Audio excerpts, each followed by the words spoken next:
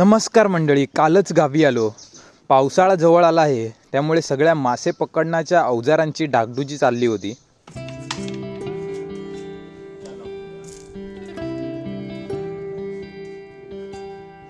दुपारच्या जेवणात होते मस्तपैकी मुळे. मावशी आजीने दिला होता आंबा, तो टेस्ट करून बघितला. काय म्हणतात? आता बॉन्ड काय खाणार? पाऊस इलो. जांबी आणून देवा, जांबी. हो ती म्हणू दे काय पण, जांबी आणून देवा. हा, आता घर काढला असाल ना? मुंबई पाठवला नी? होय काय? मावशीने ठेवला नसती दडवून? नाही. दुपारी प्यायलो घरी बनवलेला कोकम सरबत. काका काय खाताव? हा, खाताव काय?